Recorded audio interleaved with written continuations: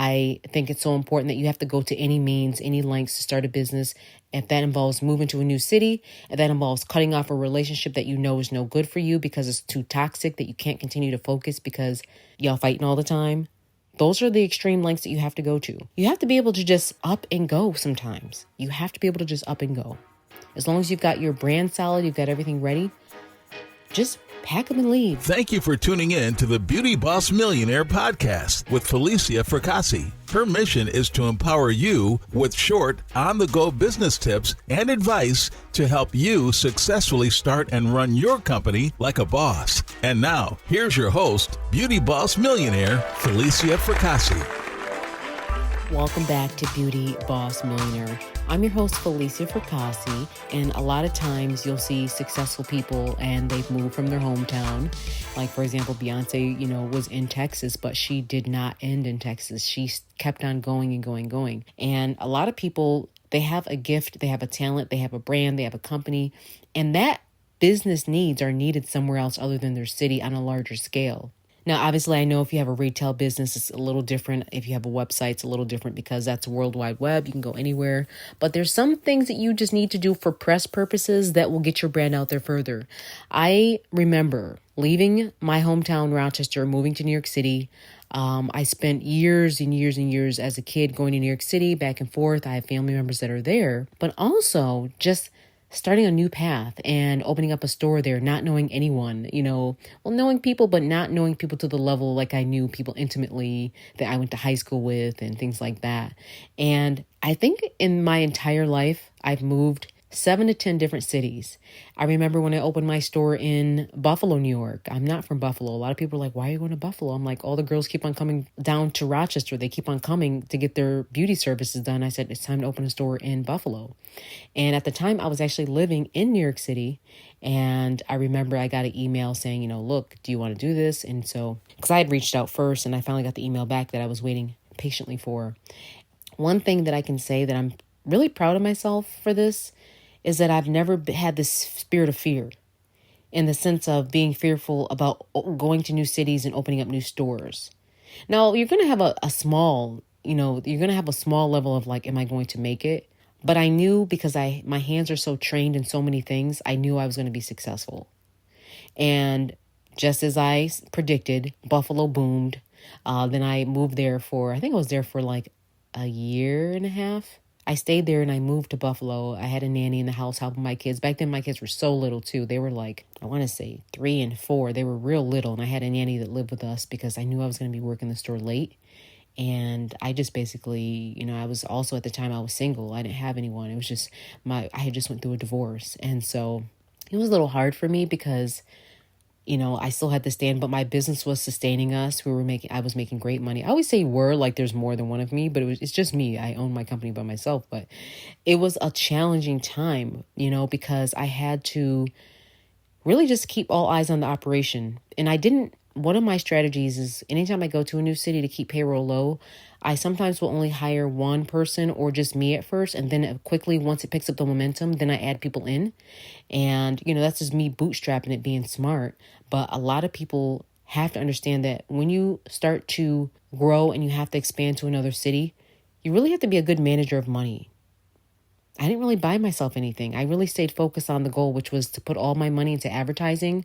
So instead of me buying a $2,000 Chanel purse that I could have easily done, even more, these purses nowadays, they go for so much more, a $5,000 purse, whatever. I chose intentionally to put that money into marketing my business because I didn't know anyone there. I didn't know anyone in the cities that I would go to. Even when I did a store in Orlando, I didn't know anyone in Florida. No one. But what I did is I spent those advertising dollars. Like, for example, we just did a $6,000 campaign. I've been in the Sarasota Siesta Key market for, I think, about 3 years. And we've done mailers, we've done marketing, Facebook, all that stuff. But one thing that has really been successful for us, we just recently did a campaign with Wild 94.1, and it's a radio station here in the area. And it cost me $6,000 for that campaign. It's with White Claw. And we basically are going to just be popping up at beaches and promoting our store, letting people know about us, because you have to do that work. Those are the things you have to invest in your business. And then I've also done promotions that have cost me a lot more, but I know I've always made a return off it. And sometimes it's scary because you don't know if you're going to make that return, but you have to just do the right thing. I'd rather do that money and lose it than to buy a purse just to sit there just so I can look cute for the gram. So it doesn't make sense to me why people do these things. They go off and buy all these expensive items and they're not putting money back into marketing their business. So I'm just going to kind of step back for a moment and just explain why I think it's so important that you have to go to any means, any lengths to start a business. If that involves moving to a new city, if that involves cutting off a relationship that you know is no good for you because it's too toxic that you can't continue to focus because y'all fighting all the time. Those are the extreme lengths that you have to go to. Another extreme length that I think is important that people realize is that you have to be able to just up and go sometimes. You have to be able to just up and go. As long as you've got your brand solid, you've got everything ready, just pack them and leave. A lot of people are so scared that, look, save up. Tax time is the best time to move when you got enough padding that, you can survive for a good 2 to 3 months. And, sometimes you have to just pick not the fanciest place. You have to pick a place that you can sustain yourself for a good 6 months to a year. Let's say you go find yourself a studio apartment for $700, or you have to roommate it for a while with someone that you feel is safe. Like I don't. You know what? It's actually funny. I'm actually going to tell this story just so y'all can have living proof that I've done this before and not just saying it. I remember when I moved to New York City. The rent, y'all know the rent is expensive. A bottle of water on the street is $5. Everywhere else, it's $1 or 75 cents. But in New York City, I remember when I moved there, I was looking at this apartment at the time and the rent was like something crazy. I think it was like $3,000. And I remember looking like a 1-bedroom for $3,000. That's crazy. I know what I could get for that, but I knew the connections would be invaluable. You have to prove that you make 100 times the rent, which is crazy. Secondly, you have to put down like first month, last month security. You're just like, by the time all was said and done, I was putting down a lot of money, but I took that chance because I knew I needed to, one, network, two, I needed to just really do things differently. And I knew it was a good move because I was always going to New York. I was always going. People was always calling me to do their lashes and beauty services. A lot of the Beyonce's dancers, they were asking me, girl, I need you. So it's just like, it was worth it for me. And, when you get that pull and that clientele and people are asking, and, you're doing one celebrity than the next, or you're catering to one, sometimes you can't just go in and visit and leave. But then there's times where you're going to need to be there. My publicist was there. She was there, getting me all these events. I didn't want to have to keep traveling. And what I did to mitigate the bleeding of funds to stop me having to pay out all this $3,000 a month, which is fine. I remember my friend Brandy, he's a guy, a friend of mine, and he has a wife or whatever, but he was like, look, I'm going to be in New York for about 6 months. I'm working on this newspaper deal. Can I just, rent the couch out from you? I'm like, okay, well, how much? And so we got talking and we ended up doing a thing where we just split it down. Like we literally split it down the middle. And then it was funny because after that, I ended up getting a bigger apartment, and another friend of mine was like, look, can I just stay with you? And everybody always wants to stay with me. It's so funny. And I'm like, well, you can, but I'll give you a few days free. But, if you want to stay here long term, you have to put up something. And they were like, all right, cool.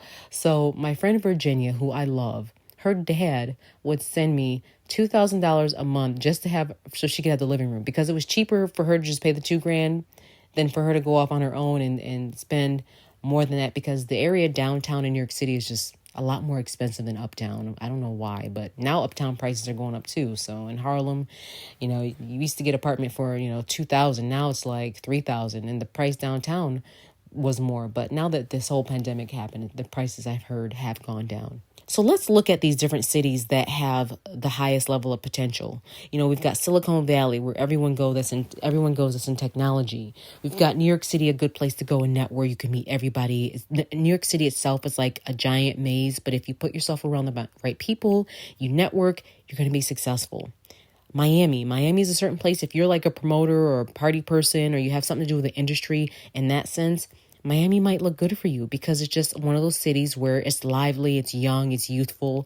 So, let me keep going. Chicago has its benefits, Texas, and lastly, Atlanta. So many Black people are moving to Atlanta, and I'm so proud of Atlanta. I was actually this weekend, I was in Miami. I was at a bachelorette party, and everybody in the building was from Atlanta. And we were all just hanging out, having fun. I mean, it was so nice to see other strong entrepreneurs, pulling up.